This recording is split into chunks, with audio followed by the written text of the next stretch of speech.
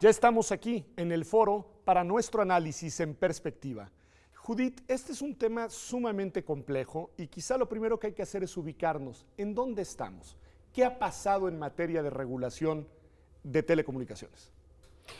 Pues lo que enfrentamos hoy es un cambio muy importante al statu quo en general, del sector de una forma que busca transformar.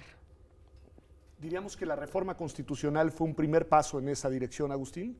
Sí, claro, yo creo que fue un primer paso y es un gran paso. Un gran paso. Un gran paso. O sea, celebramos la reforma constitucional. Por supuesto. No del todo. No del todo. A ver, ¿en No. qué no? Nada más para ubicarnos, ¿en qué no? Me parece que la reforma constitucional era un cambio necesario para el sector en donde el statu quo estaba limitando el desarrollo del sector, limitando el uso de las tecnologías en la sociedad. Sin embargo, me parece que no está exento de errores, ninguna ley es perfecta, pero la idea de buscar la competencia, que me parece adecuada, se quedó corta, digamos, en términos de buscar un tipo de competencia, que es el tipo de competencia estática, bajar los precios. Ok, pero diríamos en general, salvo algunos defectos y limitaciones que toda reforma puede tener, esta fue una operación constitucional en la dirección correcta. Sí, podríamos decir eso, es decir, que apuntó en la dirección correcta. ¿Tú dirías eso? A ver, yo creo que es un gran paso porque creo que no todo es competencia. Y lo digo porque me parece que después de más de 3 décadas de no regular derecho a la información, pues es un paso trascendente. El Estado es el responsable de esta regulación, venía el principio constitucional, pero no teníamos un desarrollo constitucional importante. Bueno, 3 décadas. Ayúdenme entonces a identificar las 4 o 5 cuestiones en las cuales la reforma es relevante, emblemática y positiva, en aquellas cosas en las que se avanzó bien. En los temas, digamos, de regulación del sector. Lo más importante, sin duda, desde mi perspectiva, es aclarar y fortalecer las reglas en el mercado. Eso significa fortalecer a la agencia reguladora. Y en eso se avanzó. Eso fue lo más importante y positivo. Mira, derecho de las audiencias, yo creo que es fundamental. Uso del espectro, los distintos usos, darle entrada a esta distinción entre el uso social, el comercial, el privado, el público. Diferentes usos del espectro a través del cual se transmiten, digamos, las comunicaciones. Por supuesto. Okay. Medios públicos, todo un artículo transitorio para medios públicos. Que estamos aquí en uno de ellos. Estamos en uno de ellos, es muy relevante. Y por supuesto el tema de competencia, yo no lo desdeño, simplemente creo que el tema de la competencia era un paso necesario, pero la competencia no nos resuelve todo el problema. El órgano regulador. Y solo para responder eso, porque me parece muy importante lo que dice Agustín, yo estoy de acuerdo. De hecho, mi crítica en la reforma constitucional es que se olvida que la competencia es simplemente una herramienta para buscar otras cosas. Claro, que no es un fin en sí mismo. Que no es un fin en sí mismo. Te preguntaba del ente regulador, el IFETEL. ¿Qué diríamos desde su diseño constitucional? Vayamos hasta ahí, su diseño constitucional y sus facultades constitucionales. Bueno, la autonomía sin duda es importante. Ustedes los abogados sabrán si era necesario que fuera constitucionalmente autónoma o no, porque parece que también eso lo hace correr otro tipo de riesgos en su relación con otras agencias gubernamentales. La autonomía ciertamente es importante porque le da eficiencia, ¿no? El no tener que consultar el día con día con la Secretaría le da una mayor eficiencia, elimina la doble ventanilla, pero más que nada genera un contexto en donde la agencia reguladora puede enfrentar reglas claras, ¿no? Los reguladores pueden tener certidumbre a su inversión, en el mejor de los casos tener un proceso transparente, abierto, inclusivo. Entonces una reforma constitucional con estas piezas en positivo. Después que siguió, Agustín, se integró el IFETEL. ¿Qué diríamos de la integración? Fue un paso importante, no solo contar con el diseño constitucional de la autoridad, sino contar con la autoridad. Es un paso importante, un proceso no muy ortodoxo, novedoso, vamos a decirlo así. Se esperaba mucho, desafortunadamente creo que no ha tenido esa respuesta como constitucional autónomo. Tiene facultades el instituto para promover, regular y supervisar estos dos grandes mercados, y la apariencia, por lo menos en algunos sectores, es que no está llegando a creerse esta autonomía. Pero claro que es una situación mucho más mejorada que la que existía con la Secretaría de Comunicaciones y Transportes y la vieja COFETEL. A mí me parece que es muy complicado cuando no hay leyes secundarias. Ok, ¿no? eso, a ver, Poder emitir pues todas las reglas que tenía que haber emitido, además el mandato que tenía de hacerlo en 180 días. ¿no? Me parece, de aquí difiero que en general han hecho una labor muy razonable. El órgano garante, el IFETEL. Sí. Pero a ver, tengo aquí 2 puntos que creo que están sobre la mesa. Dice Judith que es muy difícil para el órgano garante operar sin la ley secundaria. Te lo pregunto como abogado, Agustín, ¿qué tanto puede hacer bajando normas directo de la Constitución? Claro. En fin. A ver, yo creo que se puede. Yo no la creo que la tuviera tan difícil. Okay. ¿Por qué?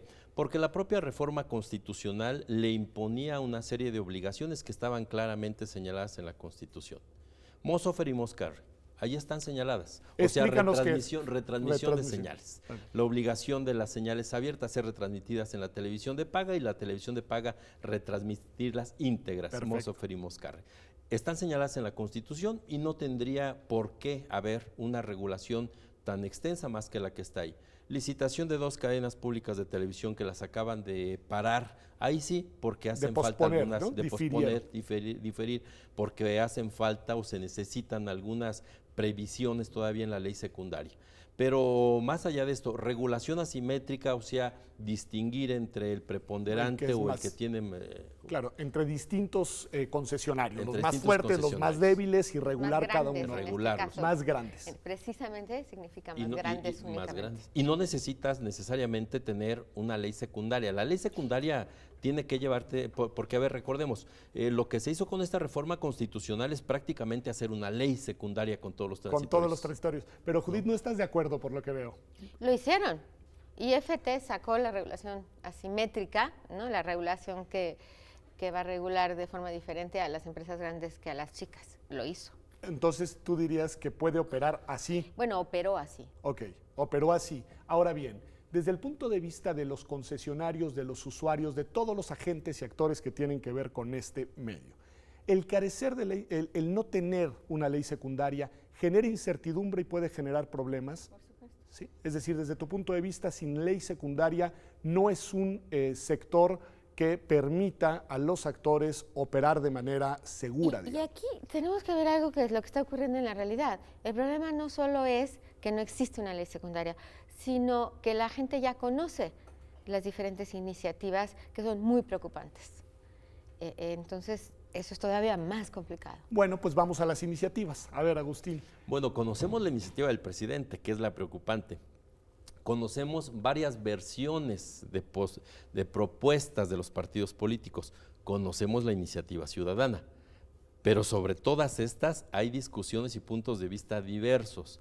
Preocupante, sí. La única certeza que tenemos en este momento es la iniciativa del presidente. El resto no son más que versiones. Pero bueno, vamos a analizarla también a partir de los temas que fueron los más polémicos con la misma. Es decir, el presidente con un retraso en el tiempo importante a partir del transitorio que decía cuando tenían que estar las leyes secundarias, presentó finalmente una iniciativa, generó mucha discusión y mucha polémica, no solo en sede parlamentaria, sino también en la opinión pública, entre los expertos, etcétera.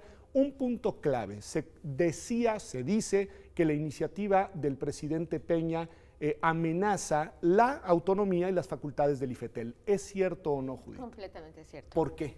El Ejecutivo durante el pacto y en la reforma lo que vimos es que se dio poder al IFT y lo que ocurre en la ley secundaria es que retoma ese poder. Es decir, a ver, siempre no. Mejor yo quiero este poder y se lo da a la SCT principalmente y en varios... más a la Secretaría de Comunicaciones y Transportes, no tanto a Gobernación, como algunos decían. En términos de regulación del mercado, se le da este poder a la SCT, que pues regresamos y a veces hasta estamos todavía más atrás de lo que estábamos antes de la reforma constitucional. De ese tamaño el retroceso. Entonces, si lo que la reforma constitucional, desde mi perspectiva, en términos de regulación de mercado, ofrece como algo positivo, es esta fortaleza, hoy la legislación secundaria en la iniciativa del presidente la regresa a SCT. Hay en específico, y ustedes como abogados podrán explicarlo mejor que yo, un párrafo en donde dice que es la SCT quien interpretará la ley. en el ámbito de... Sí, que es llevar de nuevo a la sede del Ejecutivo. ¿Estás de acuerdo ahí? Sí, claro, la SCT dice la iniciativa interpreta la ley en el ámbito administrativo, en su ámbito de competencia. Bueno, yo creo, estoy de acuerdo. Si el IFT es el órgano regulador que tiene facultades para promover, regular y supervisar, pues entonces le debe corresponder a interpretar la ley al IFETEL. Pero también está la parte muy preocupante de gobernación. El tema de los contenidos. ¿Qué es eso? Porque, a ver, se decía que se trasladaba a gobernación la regulación de contenidos, pero ¿en qué sentido? O sea, ¿qué quiere decir en los hechos? En los hechos significa que se mantiene la actual política de que la Secretaría de Gobernación está al pendiente de los contenidos que se transmiten a través de la radio y la televisión abierta.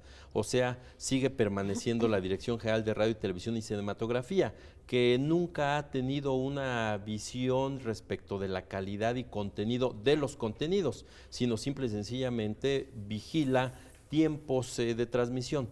Okay. Cuando en realidad lo realmente importante de los contenidos es la calidad de estos. Bueno, me han dicho entonces que hay un desplazamiento en la iniciativa, es solo una iniciativa, pero de facultades que debería tener el IFETEL hacia dos instancias del Poder Ejecutivo. Independientemente de eso, que ya de suyo es preocupante, desde el punto de vista de las reglas que propone la iniciativa del presidente para todo el tema de regulación en la materia, ¿qué diríamos ahí, Judith? Pues también tiene problemas. En principio, lo que vemos a lo largo de esta iniciativa, que además regresa al tema de quitarle facultades a IFT, es entrar en discusiones, por ejemplo, en tratar de especificar cuestiones de regulación asimétrica.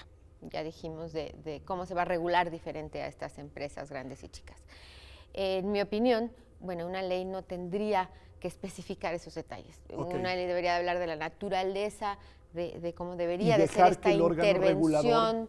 Y bueno, para eso se creó, para eso se le ha dado un presupuesto bastante amplio, para eso se generó un proceso tan complejo de designación de comisionados, se crea este ente en donde se le da este poder técnico, porque tiene esta capacidad técnica, y después acá estamos decidiendo en la ley poniendo cuestiones técnicas que no deberían de estar aquí. Estoy diciendo, ¿no? Sobre regulación legislativa que restringe el ámbito de facultades de la autoridad creada para eso. Y peor aún, va en contra, o sea, en las palabras, va en contra de lo que la IFT ya había dicho. La IFT, me parece que eran 15 días antes de que conozcamos esta iniciativa, ya había determinado estos números y llega la ley secundaria, esta iniciativa, y dice algo diferente. A ver, importantísimo desde el punto de vista jurídico esto que dice Judith. La autoridad reguladora en la materia, el órgano autónomo, solamente con marco constitucional en las manos,